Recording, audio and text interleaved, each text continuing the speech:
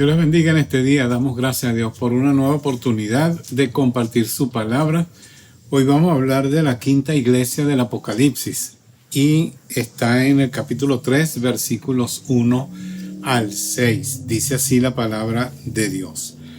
Escribe al ángel de la iglesia en Sardis, el que tiene los 7 espíritus de Dios y las 7 estrellas, dice esto: yo conozco tus obras, que tienes nombre de que vives y estás muerto.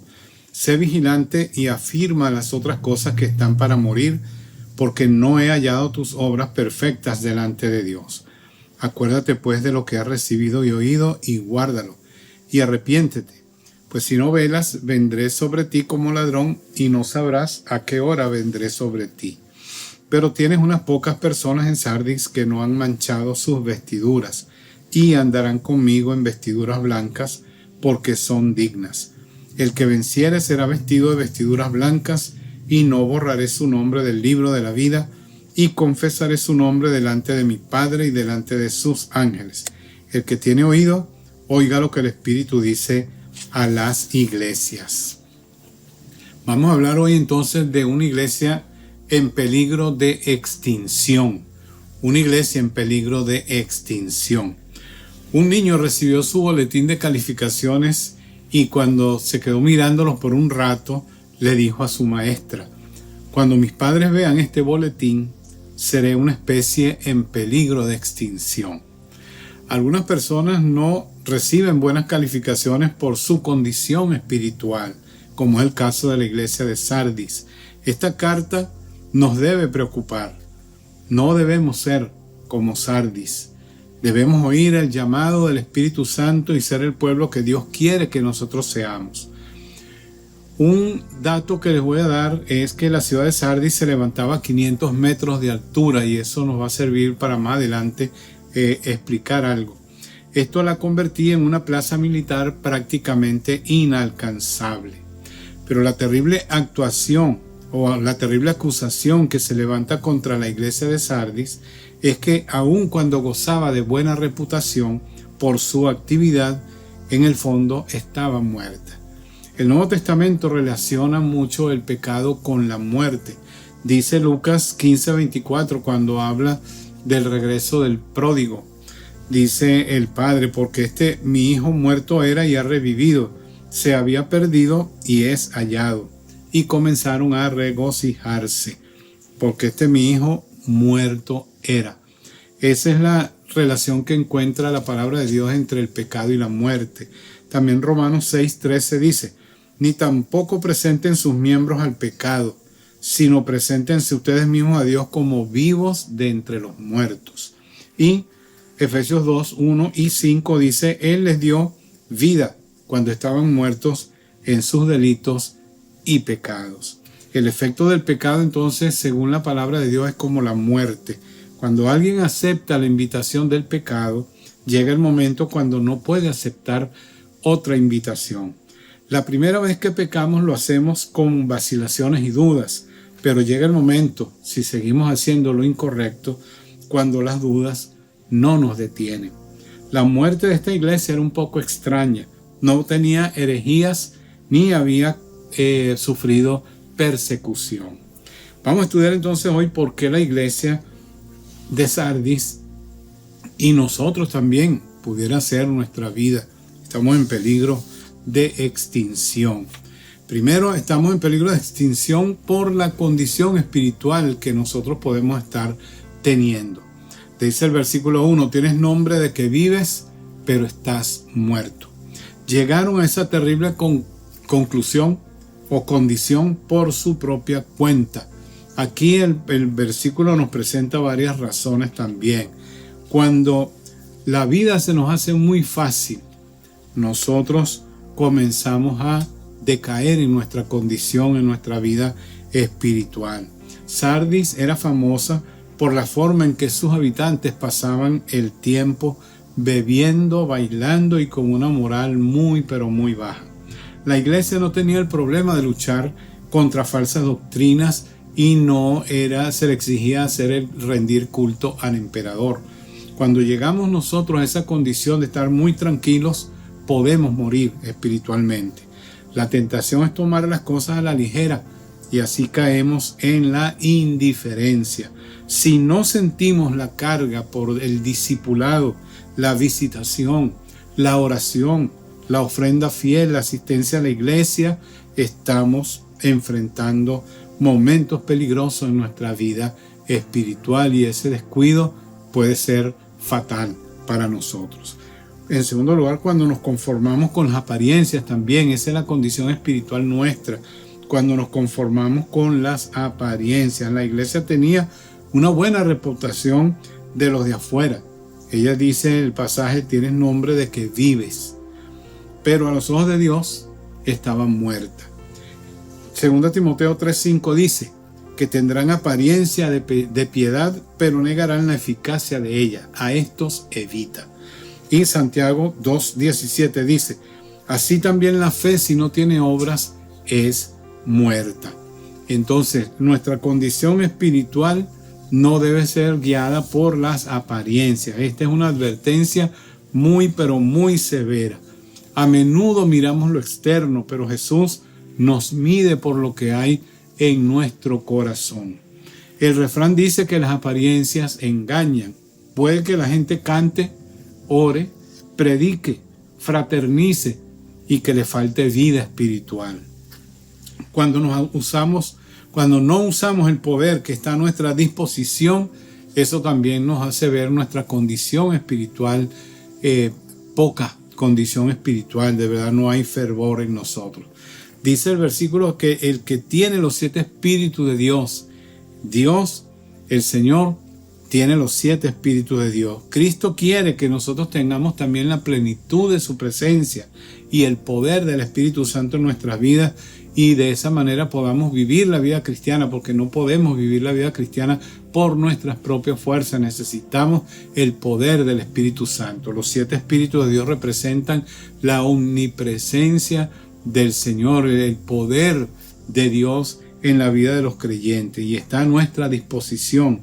Y como iglesia lo necesitamos de una manera individual también, porque la vida cristiana no se puede vivir en las propias fuerzas, en nuestras propias fuerzas. Necesitamos la fuerza y el poder, la presencia del Espíritu Santo en nuestra vida. En segundo lugar, estamos en peligro de extinción si no respondemos al llamado del Señor.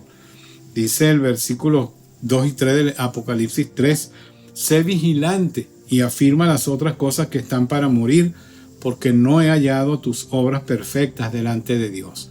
Acuérdate pues de lo que has recibido y oído y guárdalo y arrepiéntete, pues si no velas, vendré sobre ti como ladrón y no sabrás a qué hora vendré sobre ti. El Señor nos manda a atender su llamado, a escuchar su voz. Él dice que seamos vigilantes, según el versículo 2, la primera parte del versículo 2.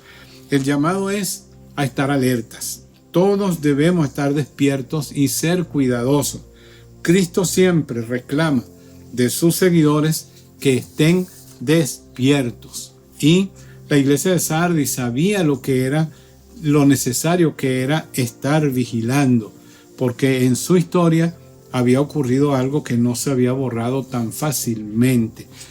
Recuerden que dije que ellos estaban ubicados, la ciudad estaba plantada allí en un lugar a 500 metros de altura, en un lugar que parecía inexpugnable, que parecía que era una fortaleza militar que nadie podía invadirla por la posición estratégica en que estaba construida allí la ciudad. Pero la historia dice que Creso se embarcó en una guerra contra Ciro de Persia y cruzó el río Alis y peleó. Su derrota fue total. Esto no le preocupó porque creía que retirándose a Sardis podía resistir de una manera indefinida y volver a atacar, reagrupando a su ejército. Cuando Ciro inició el sitio a Sardis, esperó 14 días. Entonces ofreció una recompensa a cualquiera que encontrara una entrada a la ciudad fortificada. Un soldado había estado observando las defensas de la ciudad y vio que a uno de los soldados se le había caído el casco, uno de esos que estaba vigilando allí en el muro, y con facilidad lo pudo recuperar. Había bajado a buscarlo y lo consiguió rescatar. Se dio cuenta entonces que en ese lugar había una grieta y por allí se podía escalar los muros de la ciudad y poder penetrar en ella. Esa misma noche intentó la escalada con la tropa persa. Cuando llegaron a la parte más alta del muro, ni siquiera había una guardia nocturna para dar la voz de alarma. Los soldados de Sardis se creían tan seguros que ni siquiera se les ocurrió montar guardia nocturna, y de esa manera cayó la ciudad de Sardis. Entonces el Señor dice: sé vigilante. ¿Por qué? Porque en la historia de la ciudad de Sardis ellos habían experimentado algo, que por no vigilar cayeron en manos de el rey Ciro de Persia. Pero el tiempo pasó y lamentablemente la historia se volvió a repetir en la ciudad de Sardis. 2 siglos después la historia se repitió. Alejandro Magno llegó con sus ejércitos hasta Sardis y se rindieron sin oponer resistencia. Pero al morir Alejandro Magno, varios querían el trono. Antíoco, que gobernaba la región donde estaba Sardis, libró una guerra contra su rival Aqueo. Aqueo buscó refugio en la ciudad de Sardis, en la fortaleza de Sardis. Durante un año, Antíoco sitió la ciudad y entonces otro soldado repitió la hazaña. Durante la noche, con un grupo de hombres valientes, escaló los muros de la ciudad. Los habitantes de Sardis habían olvidado la lección. No había guardias en las partes más altas de las defensas y una vez más Sardis cayó en manos de sus enemigos por no haber estado en guardia. Una ciudad con una historia como esta sabía muy bien lo que quería decir el Cristo resucitado cuando dijo: sé vigilante. Es fácil irse relajando y descuidarnos en nuestra vida espiritual, pero el Señor dice que debemos estar vigilantes.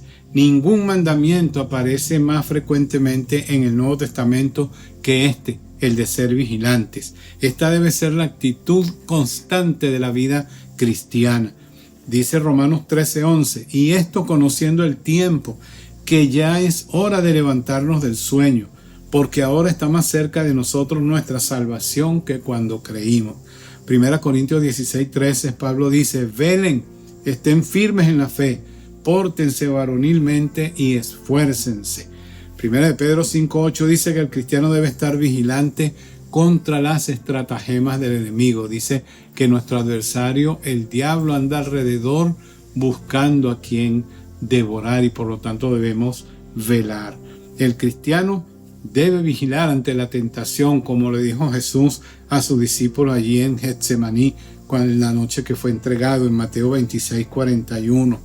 La tentación espera el momento cuando no estamos de guardia para atacarnos.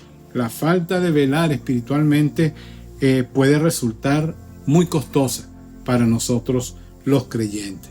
Entonces el mandato del Señor su llamado es a ser vigilante, pero también Él nos dice que debemos cumplir su mandato completamente. El versículo 2 dice: afirma las cosas que están para morir. Apocalipsis 3:2. El Señor les dijo que pusieran más empeño en el trabajo que estaban haciendo.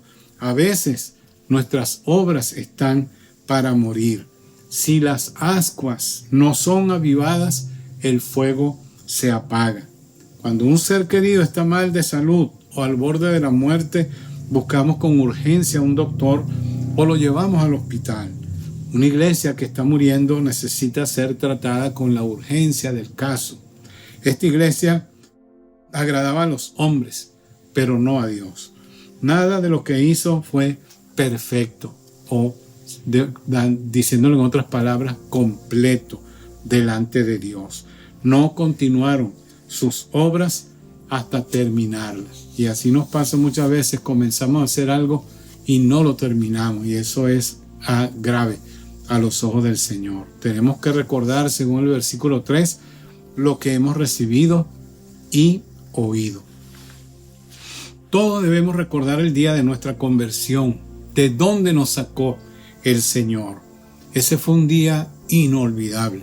Debe ser un recuerdo permanente, fresco, vívido. Podríamos traducirlo, esta frase que el Señor usa en el versículo 3, sigue recordando, recuerda cada día, nunca te olvides. El Señor dice esto a cristianos dormidos que deben recordar el entusiasmo y la emoción que experimentaron al escuchar el Evangelio por primera vez.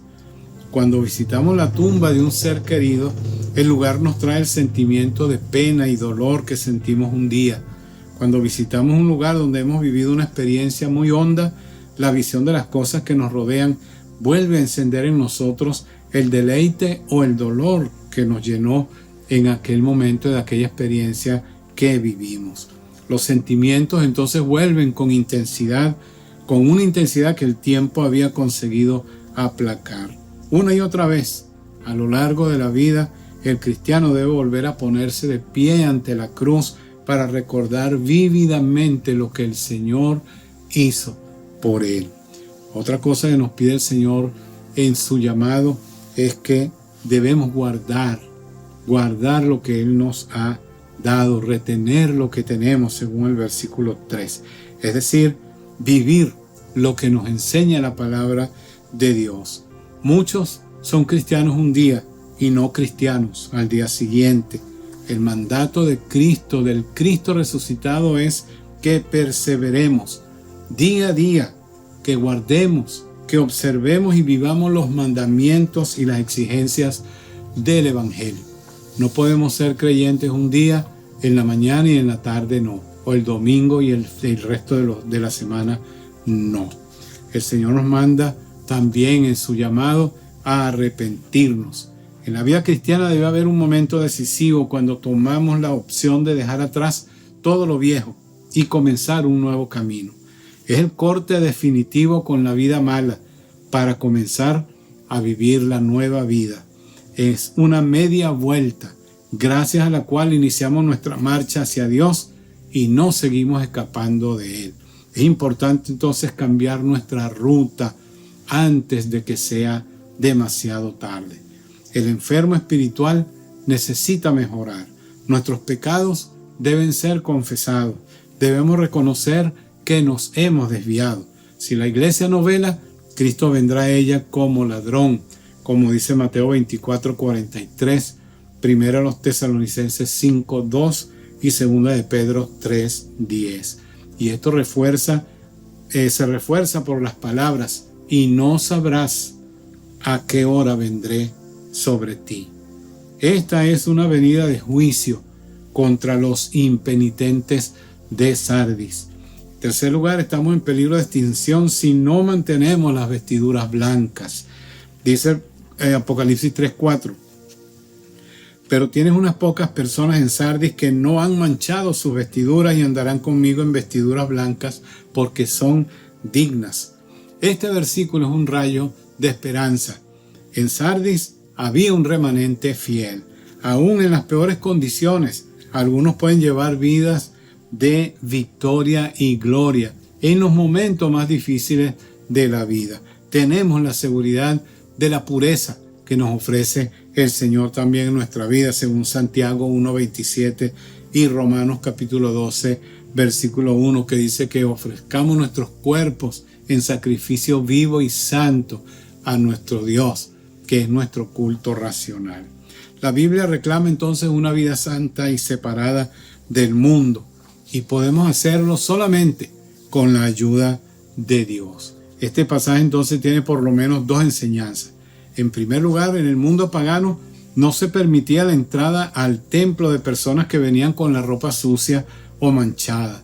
Era una formalidad externa. A nosotros, las ropas manchadas nos describen al hombre que ha mantenido limpia su alma de pecado, y cuando el Señor le cambia esa vestidura, nos lava con su sangre preciosa, nos limpia nuestros pecados, entonces podemos entrar tranquilamente a la presencia de Dios porque hemos sido perdonados de nuestros pecados. Lo segundo era que tenían la costumbre en la iglesia primitiva, era vestirse con una túnica blanca, vestir al nuevo creyente con esa túnica después que era bautizado, simbolizando la purificación de su vida. Mantener esa túnica sin mancha significa no quebrantar los votos bautismales. La persona que sabe ser fiel a su compromiso escuchará algún día a Dios decirle: bien, buen siervo y fiel. En cuarto lugar, las promesas que escucharán los que obedezcan el mensaje divino son las siguientes. Dice el capítulo 3, versículo 5: el que venciere será vestido de vestiduras blancas, y no borraré su nombre del libro de la vida, y confesaré su nombre delante de mi Padre y delante de sus ángeles. El vencedor entonces será vestido de blanco. Nos recuerda aquel brillo de la nube que reposaba sobre el tabernáculo y que llenó el templo cuando fue dedicado para Dios, como cuando Jesús se transfiguró en el monte, que dice la palabra de Dios que sus vestidos se hicieron tan blancos que ninguna persona en la tierra podía lavarlos de esa manera. El vencedor usará ropas que los van a distinguir de los demás. Jesús dijo que los justos resplandecerán como el sol en el reino de mi Padre, según Mateo 13:43. Las túnicas blancas se usaban en el mundo antiguo para los días de fiesta o regocijo, o para indicar que estamos invitados al banquete celestial. Representan la victoria. Al obtener una victoria militar, el pueblo se vestía de blanco. Simboliza la recompensa de quienes han ganado la victoria y son reconocidos vencedores por Dios. Pero también simboliza la pureza. Representa la pureza de aquellos que van a ver a Dios. Bienaventurados los de limpio corazón, porque ellos verán a Dios, según Mateo 5:8. Nuestros nombres, como dice aquí el pasaje, están escritos en el libro de la vida. En la antigüedad, los reyes llevaban un libro en el cual anotaban los nombres de todos sus ciudadanos. Si alguien cometía un crimen contra el Estado, se le borraba del libro. También se borraba ese nombre al morir esa persona.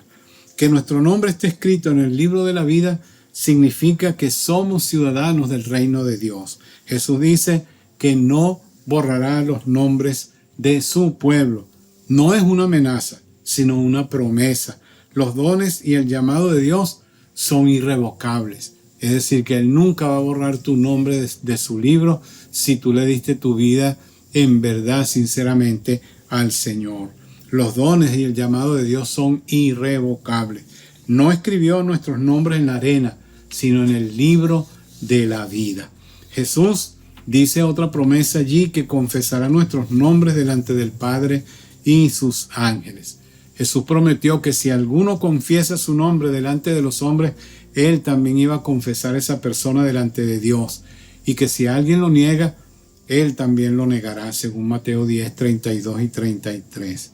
Jesús es fiel con aquellos que son fieles a Él también. Escuchemos entonces lo que el Espíritu dice a las iglesias. El período que ilustra o que simboliza esta iglesia abarca desde la Reforma hasta el año 1750. El nombre Sardis significa aquellos que salieron fuera. Lutero y unos cuantos más que escucharon la invitación de Dios salieron de la iglesia romana. Dice Apocalipsis 18:4: y oí otra voz del cielo que decía: sal de ella, pueblo mío, para que no seas partícipe de sus pecados, ni recibas parte de sus plagas. Pero los reformadores, aunque llevaron la corriente viva de la palabra de Dios y salieron de la iglesia corrompida, no terminaron la obra. Ellos devolvieron la Biblia al pueblo y fue la única norma de fe y práctica para el creyente, pero no pudieron encender en el pueblo ese deseo de leer y ese amor por la palabra de Dios. Por eso, aunque muchos de nosotros tenemos la Biblia y tenemos muchas Biblias quizás, sin embargo, no la leemos. Ahora que tenemos la oportunidad de tenerla aún en el teléfono y llevarla con nosotros para todos lados, sin embargo, somos apáticos en leer la palabra de Dios.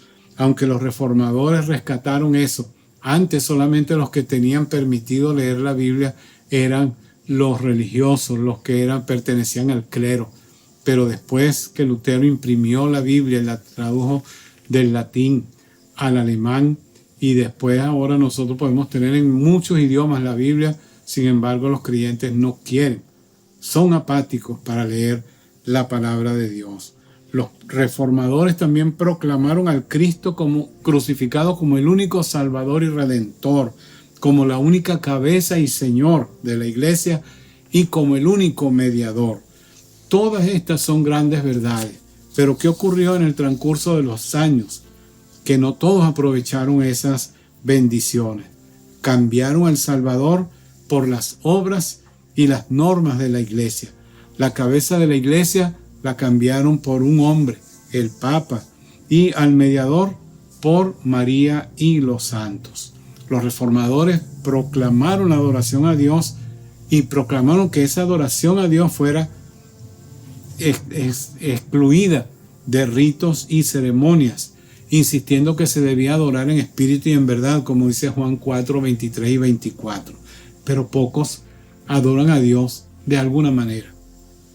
Por eso y otras cosas, la reforma a los ojos de Dios fue considerada no terminada, según los versículos 1 y 2 de aquí de Apocalipsis 3. Sin embargo, la reforma, dio cierta cantidad de hombres no corrompidos y dignos. Dice allí Apocalipsis 3:4, pero tienes unas pocas personas en Sardis que no han manchado sus vestiduras y andarán conmigo en vestiduras blancas porque son dignas. Hoy día también mucha gente del pueblo de Dios se ha mantenido en santidad, se ha mantenido apartado de muchas cosas que desagradan a Dios y todavía hoy podemos vivir una vida digna para Dios con la ayuda del Espíritu Santo y tú puedes ser uno de ellos. Podemos ser un poderoso pueblo de Dios en un mundo necesitado y perdido. La invitación sigue en pie para que confesemos a Jesús y seamos sus discípulos y escuchemos su voz de bienvenida en el cielo. Algún día llegará y un día no muy lejano. Así que yo te invito hoy a que tú puedas rendirle tu vida al Señor y no seas una especie de peligro de extinción. Invita a Jesús a entrar en tu vida hoy y vive para Él como Él demanda allí en su palabra. ¿Lo quieres hacer en este momento? Repite conmigo esta oración. Señor Jesús, reconozco que soy un pecador y te necesito. He pecado contra ti, Señor, y te pido perdón. Te invito, Señor, a que entres en mi corazón y seas mi Señor y mi Salvador. Y de hoy en adelante, ayúdame a ser la persona que tú quieres que yo sea. En el nombre de Jesús. Amén. Amén. Dios te bendiga. Te felicito por esa decisión que acabas de tomar y te invito a que sigas adelante viviendo para Dios. Si te gustó el mensaje, dale like y si no te has suscrito al canal, suscríbete y marca las notificaciones con la campanita allí para que cuando subamos otro sermón tú puedas entonces ser avisado y poderlo escuchar y ver. Así que te invito a que lo hagas y si tienes alguna pregunta, alguna duda, escribe mi correo que aparece allí en la pantalla. Dios te bendiga y hasta la próxima oportunidad. Hasta luego.